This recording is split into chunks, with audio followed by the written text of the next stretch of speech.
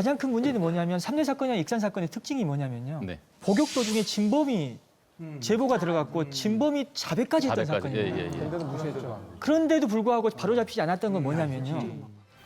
법원의 5심 재판을 뒤집어 진범을 밝혀내고 서민과 사회 약자를 위해 무료 변론을 자처하며 힘없고 억울한 사람들의 희망이 되어준 국내 최고의 재심 전문 변호사 박준영. 저는 어떤 의지라기보다는 어떤 상황이 제게 왔고 또 그 상황에서 어떤 선택을 했고 그 선택이 또 여행이 좋은 결과를 낸 케이스입니다. 저는. 제가 좀 넓은 세상과 사람을 좀 진지하게 봤던 때가 군복무할 때였어요. 예. 군복무를 제가 영덕에서 했는데요. 운전병이었습니다. 네. 그래서 대대장님 차를 운전했는데 그분이 중령이셨고 육사 출신이었습니다. 네. 성공을 지향하는 엘리트였거든요. 아주 가까이서 그 사람을 보고 나서 참 멋지다라는 생각이 들었거든요. 아, 저 사람 같이 살고 싶다는 생각이 또 들었고요. 근데 제대를 한 이후에 제 처지는 절대 그런 사람이 지금 상태로는 될 수가 없는 겁니다. 네. 그래서 뭔가 또 저보다 공부 못했던 친구들이 서울에 있는 이름 있는 대학을 가고 자존심의 상처도 있고 그러다 보니까 한번 뒤집을 수 있는 게 뭐가 있을까 생각해서 대학을 계속 다니지 않고 사법시험을 준비했습니다. 신림동에 가서요. 그래서 그 공부한다는 것 때문에 주변에서 저를 아주 미친 사람이라고 얘기를 많이 했습니다. 네. 왜 감히 고등학교만 나와서 사법시험을 공부한다는 것 자체에 대해서 굉장히 말이 많았었거든요. 그래서 제가 이 자리에 있긴 하지만 사법시험 1점 차이로 붙었습니다. 근데 주관식 시험에서 1점은요. 네. 이거는 실력이라고 말하기는 어렵거든요. 아, 또 겸손의 말씀 아니에요? 아닙니다. 턱걸이로 실제로 붙었다고. 그렇습니다. 예. 사람이 한 말씀 드리고 싶은 게 뭐냐면요.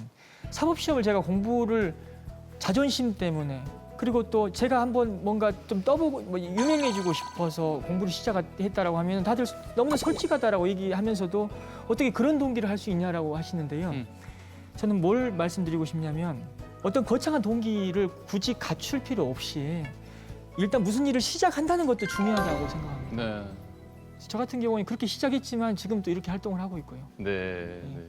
그러면은 사법고시를 합격하신 이후에는 네. 어떻게 뭐 순탄하게 이렇게 보통 이제 뭐 연수원 들어가고 하지 않습니까?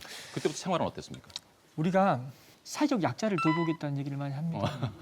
그런데 그렇게 돌보지 않고 사는 사람이 너무 많죠. 예. 근데 그 이유가 뭐냐면 저도 어려운 환경이라고 해서 또 열심히 했다라고 해서 그 사람들을 이해하는 삶을 계속 살아갈 거라고 생각했지만 실상 연수원 가서 이런 중국집이나 일식집에서 코스 요리도 좀 먹어보고 또 이런 바 같은 데서 술도 좀 먹어보고 하니까 예. 어느 순간부터는 택시를 타도 뒷좌석 문을 스스로 여는 거예요. 그만큼 특권의식에 빠져 있는 겁니다. 네.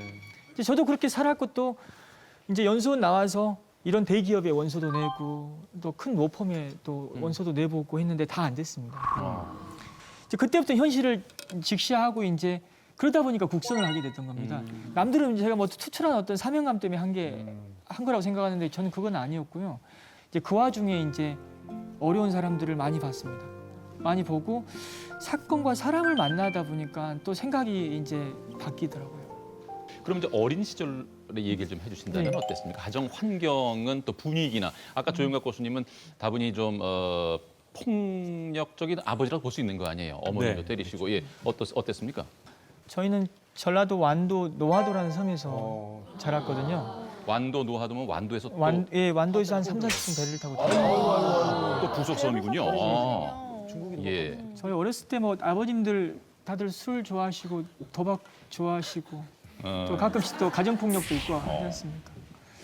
저희는 뭐 그 9시 전에 아버지가 안 들어오면 그날은 잠을 자기가 쉽지 않았습니다. 다 왜냐면 비슷하구나. 술을 잔뜩 드시고 오시거든요. 네. 새벽에 무조건 또 일어나죠. 난리가 나죠, 집안이. 어머니 때리기도 하고 이제 그런 어떤 걸 겪었습니다. 겪고 그게 저한테 큰 상처로만 생각했었거든요. 네, 네. 그런데 제가 가정폭력 사건의 변호를 좀 하다 보니까 이 검사는 그 가정폭력 상황을 이해하지 못하고 뭔가 계속 합리적으로 뭐 해명을 해보라라고 피고인한테 요구를 합니다. 그런데 저는 이제 그때 이제 배심원들을 설득하게 된 가장 중요한 근거는 뭐냐. 아직 가정폭력 상황이 비합리적이고 비이성적인데 그걸 어떻게 합리적인 잣대로 그렇게 머릿속으로 이해하려고만 하냐. 그리고 제 사례를 설명하니까 네. 또 대의심원들이 설득이 되는 겁니다.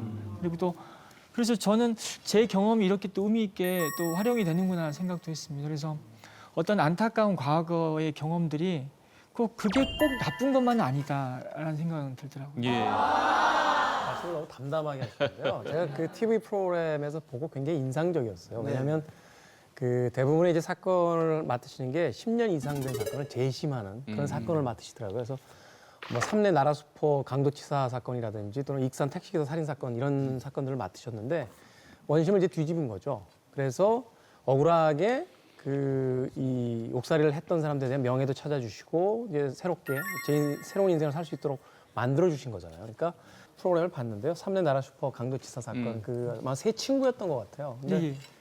그 승소하고 나서 셋이서 울더라고요. 예, 그러니까 지난 그 십수년 동안 자신들에게 씌워졌던 그 강도라는 그 어떤 그 굴레에서 벗어나면서 막 그 젊은 친구들이 우는데 야 정말 이게 뭘까라는 생각이 좀 들더군요. 예. 그분들 사건을 보다 보면 가장 큰 문제는 뭐냐면 삼례 사건이나 익산 사건의 특징이 뭐냐면요. 네. 복역 도중에 진범이 제보가 들어갔고 진범이 자백까지 했던 자백까지. 사건이에요. 예. 근데도 무시했죠. 그런데도 불구하고 바로잡히지 않았던 건 뭐냐면요.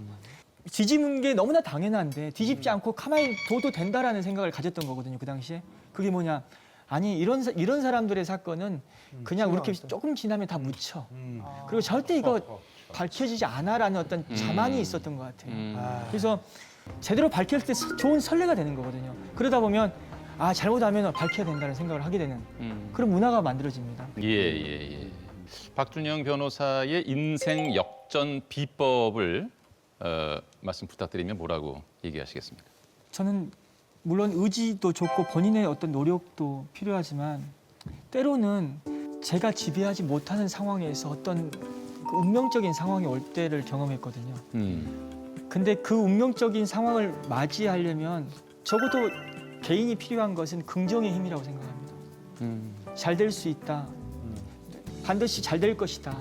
저는 그 긍정의 힘이 어떤 큰 역사를 가져다 줄 수 있다고 저는 생각하고 있거든요. 예. 알겠습니다. 자연스럽게 아주